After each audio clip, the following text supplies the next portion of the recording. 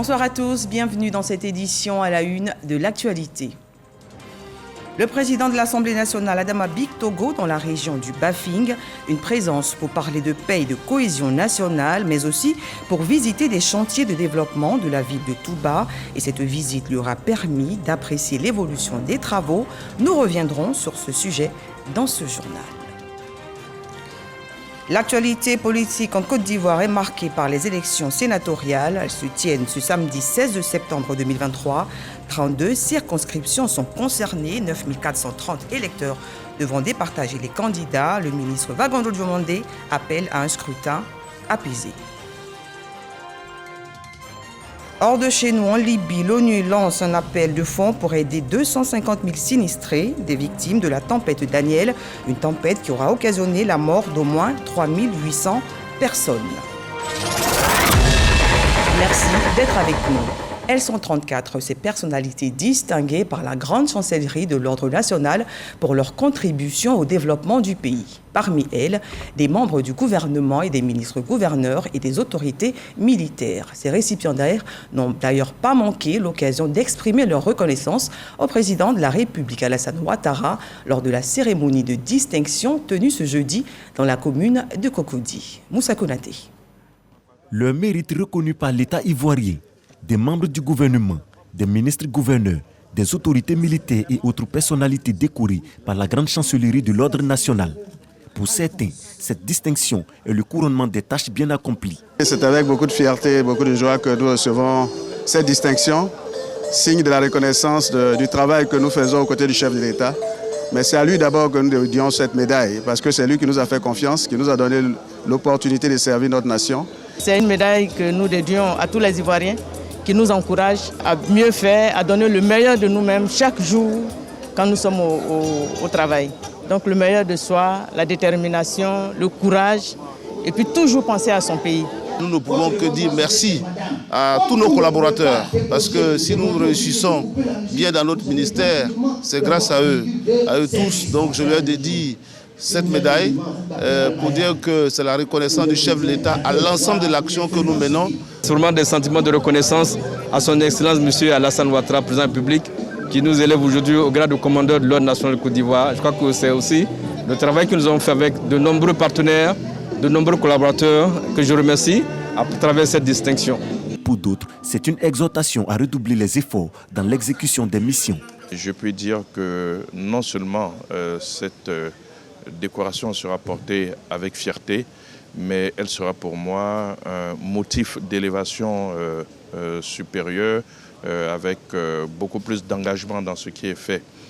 Pour nous, ce n'est que le début. Nous devons faire mieux et nous devons aller au-delà de nos possibilités pour le bien-être des populations. Telle est la volonté du chef de l'État. Si ceux qui aujourd'hui représentent cette population reconnaissent que nous faisons du bon travail, nous ne pouvons qu'en être heureux. Donc c'est une invite pour nous à faire davantage, à faire beaucoup plus, à faire mieux pour nos populations et nous nous engageons à cela. C'est une invitation à toujours mieux faire au service de notre pays et je prends l'engagement que nous allons redoubler d'efforts, toujours servir la nation, servir son pays.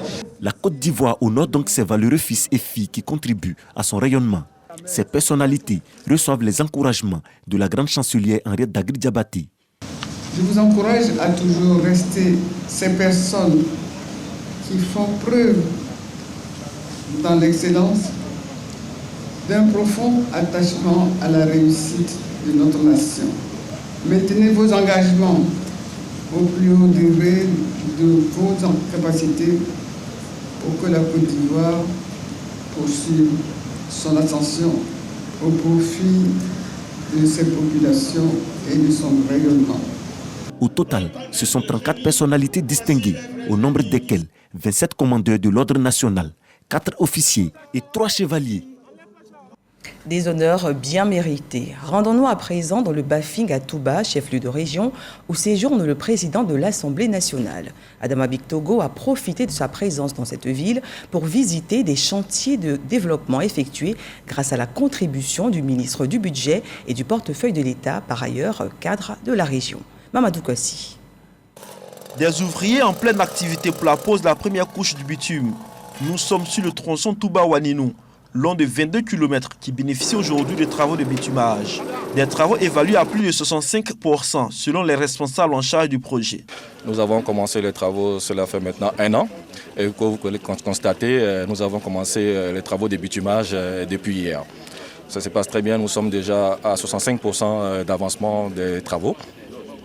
Et nous comptons achever ces travaux d'ici la fin de l'année.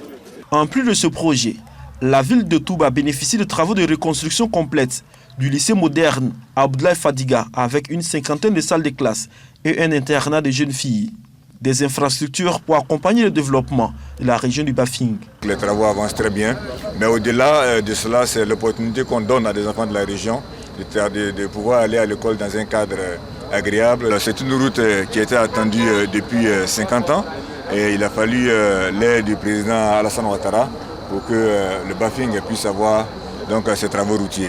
Donc la population, c'est vrai qu'elle a déjà attendu près d'une 50aine d'années, mais elle est impatiente de voir la fin des travaux et de pouvoir rouler sur du bitume neuf de façon aisée et donc faciliter l'exécution des activités économiques. Présent dans la région, le président de l'Assemblée nationale visite ces différents chantiers. Adama Bictogo vient s'assurer de l'évolution des travaux qui vont améliorer davantage le quotidien des populations de cette partie de la Côte d'Ivoire.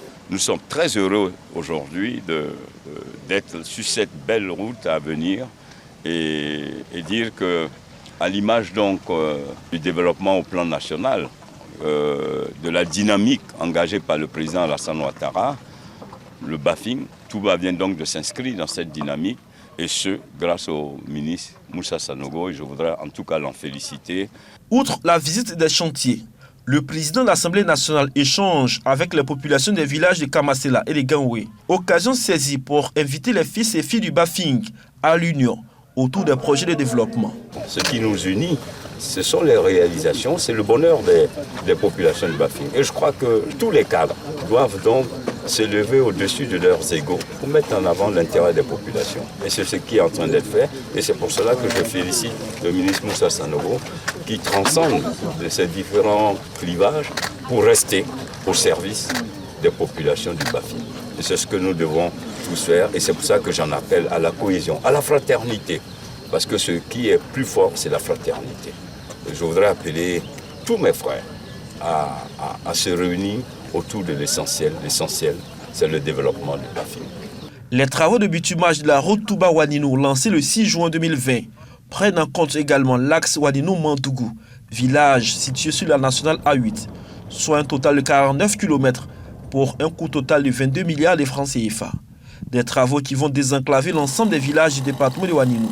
La nouvelle tranche sera le tronçon Waninou, frontière Guinée. Ouvrons le chapitre politique. Après les élections locales, place aux sénatoriales. Elles se tiennent demain, samedi 16 septembre 2023. Le collège électoral élira 64 sénateurs. Et Vagondo Diomandé, ministre de l'Intérieur et de la Sécurité, appelle à un scrutin apaisé. Assiton Diarra. Ils sont au nombre de 123, les candidats retenus pour les élections sénatoriales de 2023 en Côte d'Ivoire. Ils vont s'affronter dans les urnes demain samedi 16 septembre. Et pour l'occasion, le ministre de l'Intérieur et de la Sécurité, Vagondo Diomandé, lance un message de paix aux candidats et aux populations afin que ces élections, après les municipales et les régionales, se déroulent dans la quiétude. Je voudrais donc demander à chacun de faire en sorte que ces élections-là, qui sont la dernière d'une série avant 2025, que ces élections-là se passent dans le calme, dans la paix. Et je dirais dans la sérénité. Tout est mis en place pour que justement chacun puisse aller exprimer son opinion dans les urnes. Et que celui qui arrive à convaincre les électeurs puisse être celui-là qui soit choisi dans les urnes. Débuté le lundi 11 septembre à minuit, la campagne des élections sénatoriales a pris fin le jeudi 14 septembre dernier à minuit. En prélude à ces élections, le corps préfectoral et la commission régionale de la CEI ont échangé avec les grands électeurs de la région du Bélier et du district autonome de Yamoussoukro. Au menu, les nouvelles dispositions pénales et l'organisation pratique de ce scrutin. En ligne de mire, la transparence et des élections apaisées. Les détails avec Walter Amadou Ouattara.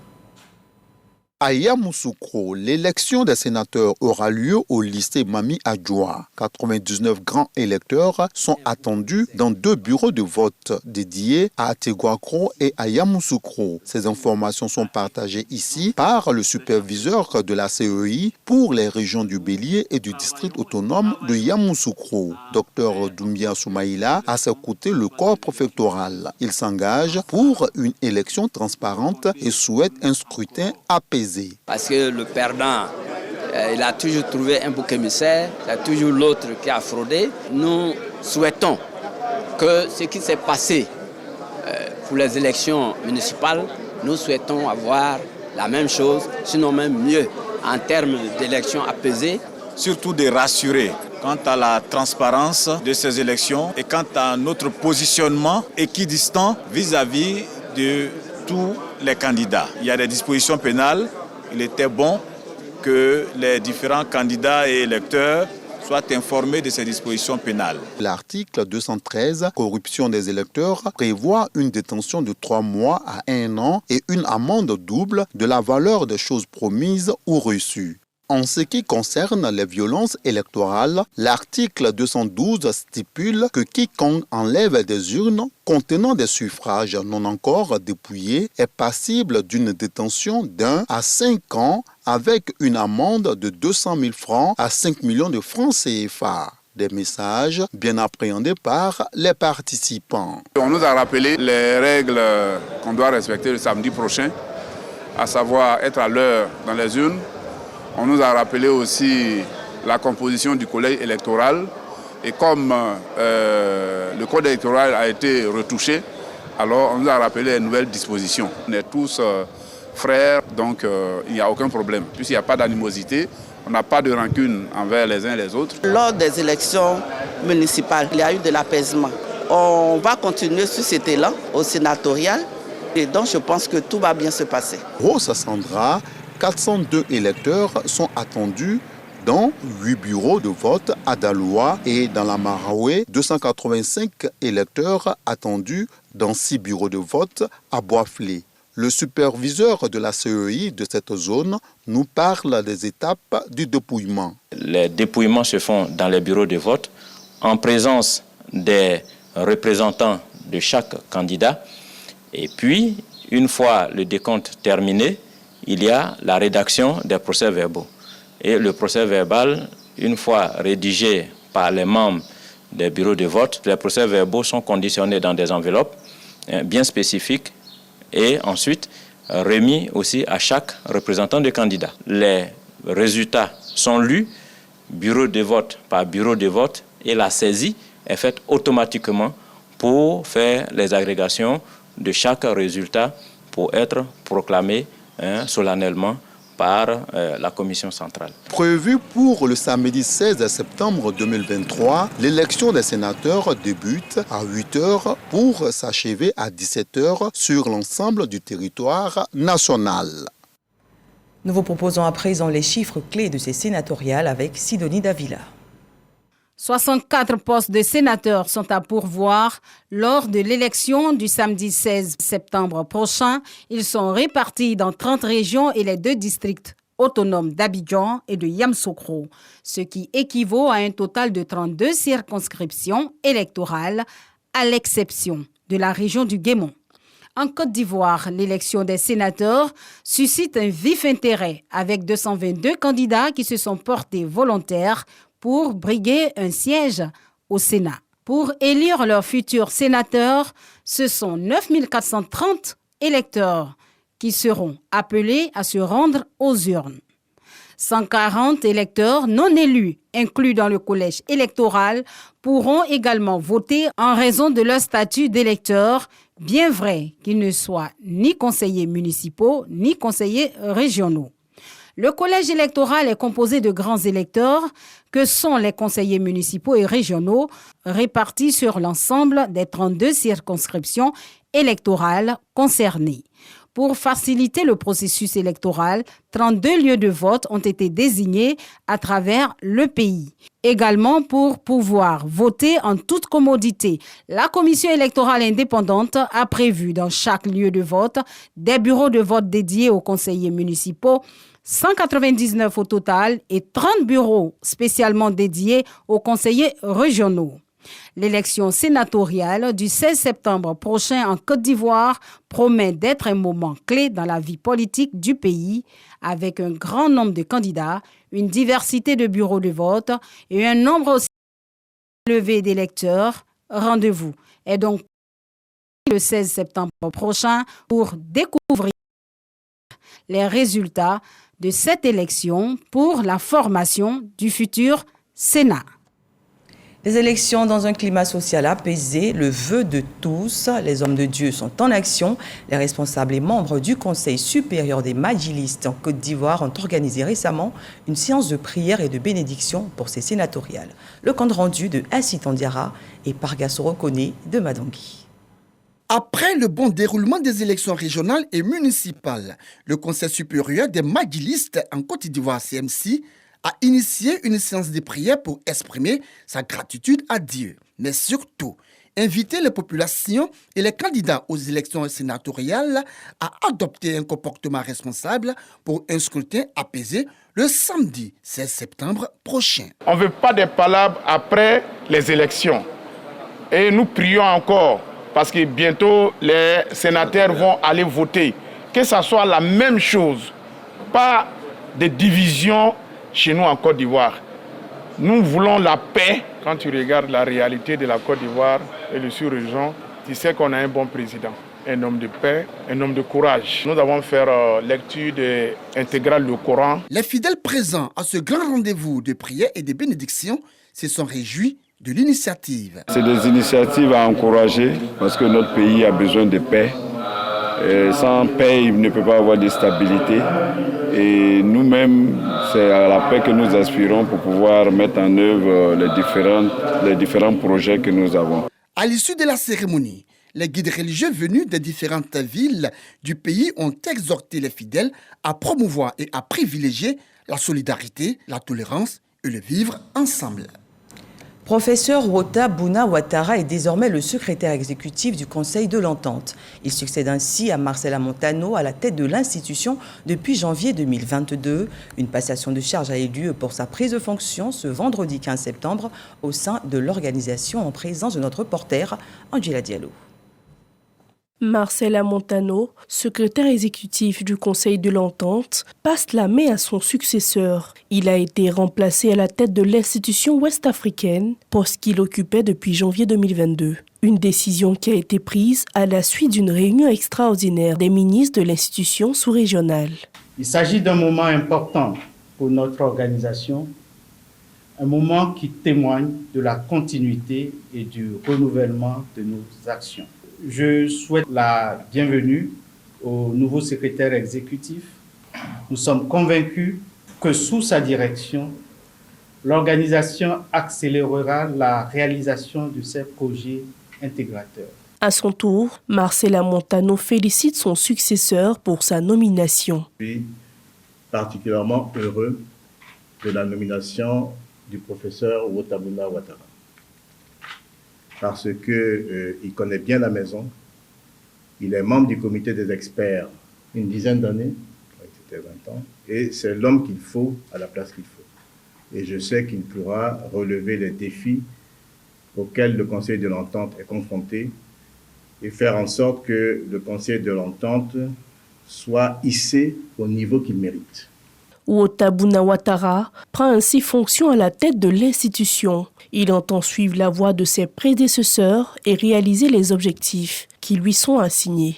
Je voudrais rendre un hommage appuyé à mes chers aînés et prédécesseurs pour avoir conduit, par leur engagement dévoué et le travail exceptionnel réalisé, la réforme de l'organisation depuis la relance des activités en 2012. Leur leadership, et je tiens à le souligner, sera une singulière source d'inspiration pour nous dans le cadre de l'exercice de ce mandat. Ouotabuna Ouattara, nouveau secrétaire exécutif du Conseil de l'Entente, est professeur en économie. Il a aussi occupé la fonction de directeur de l'intégration et jusque-là, directeur de cabinet du ministre délégué auprès du ministre d'État, ministre des Affaires étrangères, de l'intégration africaine et de la diaspora. Un autre sujet à présent, le contrôle des navires en Afrique de l'Ouest et du Centre au cœur des deuxièmes assises du mémorandum d'entente. La réunion tenue ce jeudi à Abidjan a permis d'échanger sur le renforcement de la sécurité maritime des eaux du continent. Lansini Bakayoko. Cette réunion a permis aux administrations maritimes de passer en revue les activités de contrôle des navires en Afrique de l'Ouest et du Centre. L'urgence est de mettre en place une structure organisationnelle capable d'assurer les inspections des navires étrangers dans les ports, la qualification des agents chargés de ces contrôles. Il faut déjà que, en ce qui concerne les questions de ratification, donc nous soyons au même niveau, que nous respections donc les normes en termes de moyenne qu'on a arrêté ensemble en ce qui concerne le nombre de contrôles annuels, donc les navires qui passent donc dans nos ports respectifs, et que l'ensemble de ce dispositif nous permette de renforcer la sécurité et la sûreté dans nos ports. La région Afrique de l'Ouest et du Centre est caractérisée par une grande diversité géographique, économique et culturelle, mais elle est également confrontée à des défis communs en matière de sécurité maritime, tels la piraterie, le trafic illicite, la pollution marine et d'autres menaces qui compromettent la stabilité des États. Selon le ministre ivoirien des Transports, c'est un défi énorme que les gouvernements des 5 pays doivent relever pour une application efficiente des conventions internationales. Il y a encore beaucoup de textes que nous devions donc tous ratifier. On a regardé aussi donc les questions de financement du secrétariat qui pilote le MOU d'Abuja pour appeler les États à payer leurs contributions. Les échanges extérieurs de la Côte d'Ivoire sont assurés à 90% par mer à travers 5000 navires qui fréquentent annuellement les ports d'Abidjan et de San Pedro, assurent le trafic global d'environ 30 millions de tonnes. Des cas de malnutrition détectés à Odiéné au nord-ouest de la Côte d'Ivoire. 25 enfants sont affectés par ce déficit nutritionnel, un constat établi par l'UNICEF et le Conseil national pour la nutrition, mais l'espoir de survivre est permis pour ces tout-petits. Ils bénéficient d'un suivi nutritionnel grâce au centre Pietro Bonilli et leurs mères sont par la même occasion instruites sur les bonnes pratiques diététiques. Khalid Diomandé, Adama Sangari. Frappée d'une malnutrition aiguë sévère, à 1 an, la petite Laïsou pèse à peine 4 kg. Sa mère, le regard perdu, ne sait plus où donner de la tête. Elle s'est donc orientée vers le centre de nutrition infantile Pietro Bonilli d'Odiéné. Quand on a constaté il faut qu'il n'a pas les médicaments, la face chauffée épais, on l'a envoyé au soin. On a les docteurs, on a consulté les bébés. Il a besoin de manger, mais il manque à la maison.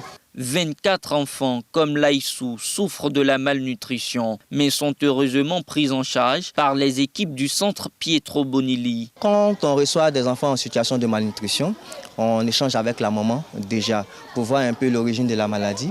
À partir de là, maintenant, on donne des conseils nutritionnels à la maman. On lui dit, bon, à partir d'aujourd'hui, l'enfant doit consommer tel nombre de repas par jour, en moyenne 3 repas par jour. Il y a des médicaments également qui sont mis à sa disposition, qu'on appelle les plans Peanuts, pour l'aider donc dans sa guérison. Et lorsque les conseils diététiques sont suivis à la lettre par les mamans, dans la majeure partie des cas, les enfants malnutris recouvrent la santé. En 2022, sur 47 cas de malnutrition aiguë sévère reçus par le centre, l'on enregistre 45 guéris. Ces efforts consentis dans la lutte contre la malnutrition en Côte d'Ivoire séduisent l'UNICEF et le Conseil national pour la nutrition en visite dans les locaux.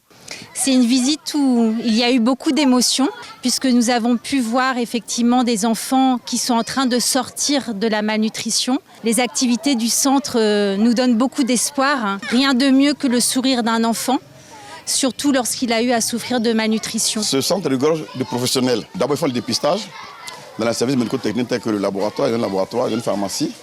Ils ont également des puéricultrices en griffe qui savent démontrer les pratiques nutritionnelles. On a l'état de Côte d'Ivoire en tout cas. Vraiment, il faut encourager cette structure. C'est en 1999 que le centre de santé confessionnel Pietro Bonelli a été porté sur les fonds baptismaux. En plus du service nutritionnel, il comporte une pouponnière qui offre gîtes et couverts aux enfants orphelins, abandonnés ou ceux en situation de précarité. Dodiéné, rendons-nous à Bouaké, au centre du pays. La ville fait face à des problèmes d'urbanisation. Plusieurs habitations sont construites de façon anarchique. Cette situation interpelle la direction régionale de la construction du Bouaké. Son premier responsable invite les populations à se conformer aux règles en vigueur. Soro Corona. Ce bâtiment de R+4 situé au quartier Air France 3 de Bouaké, qui devrait se limiter à un R+3, fait l'objet de sommations. Mais les travaux continuent selon la brigade d'investigation et de contrôle urbain. Les immeubles qui ne respectent pas les normes de construction sont de plus en plus fréquents dans la ville de Bouaké. L'urbanisation est surveillée, mais j'avoue qu'à Bouaké, la surveillance est très pénible. Les textes là existent, mais l'application là est nouvelle au niveau de Bouaké. Et c'est maintenant, avec la sensibilisation, que les populations commencent à comprendre qu'il faut respecter certaines choses au niveau de l'urbanisation. Les défis liés à l'urbanisation sont considérables à Bouaké et cela en grande partie d'un manque d'information de la population sur les dispositions en vigueur. Pour les autorités municipales, ce contexte est dû à plusieurs facteurs. Des crises répétées que Bouaké a eu à connaître, on a assisté à une urbanisation galopante et non maîtrisée. Il y a un décret numéro 2019-219 du 13 mars 2019 qui a été pris. Donc ce décret vient pour corriger ce dysfonctionnement. Du côté de la direction régionale du ministère de la Construction, du Logement et de l'Urbanisme de Bouaké, les efforts sont déployés pour réguler les constructions de logements à Bouaké. L'État dit pour construire, il faut le permis de construire. Lorsque nous faisons le contrôle, on notifie d'abord pour savoir quel document celui qui construit a avant de construire. Logiquement, toutes les occupations anarchiques doivent faire l'objet de déguerpissement et de démolition. Malgré les sensibilisations sur les normes d'urbanisation, des propriétaires de maisons et d'entreprises immobilières semblent ne pas respecter les normes fixées par le ministère de la Construction, du Logement et de l'Urbanisme. Nous appelons en tout cas l'ensemble de la population, pour tous ceux qui désirent construire, de saisir le ministère de la Construction pour les conseils et puis les documents idoines avant de commencer toute forme de construction. La direction des services techniques de la mairie de Bouaké travaille de concert avec la direction régionale du ministère de la Construction, du Logement et de l'Urbanisme de Bouaké pour trouver des solutions durables à cette problématique et garantir une urbanisation plus responsable. Un tour en Libye, en Afrique du Sud et en Chine, c'est dans l'actu en bref avec Angela Diallo. Les Nations Unies ont lancé un premier appel à des fonds de plus de 66 millions d'euros pour venir en aide à des milliers de personnes touchées par les inondations en Libye. Les autorités craignent que ce chiffre n'augmente au vu du grand nombre de personnes disparues. L'autorité de régulation antitrust a annoncé que la société pharmaceutique américaine Johnson & Johnson fait l'objet d'une enquête. Elle est accusée d'avoir prétendument pratiqué des prix excessifs pour un médicament contre la tuberculose. La Commission sud-africaine de la concurrence a déclaré que la filiale belge de Johnson & Johnson, Janssen Pharmaceuticals, faisait également l'objet d'une enquête. Le président de la Zambie s'est entretenu avec son homologue chinois Xi Jinping. Pékin assure avoir grandement contribué à la résolution du problème de la dette zambienne.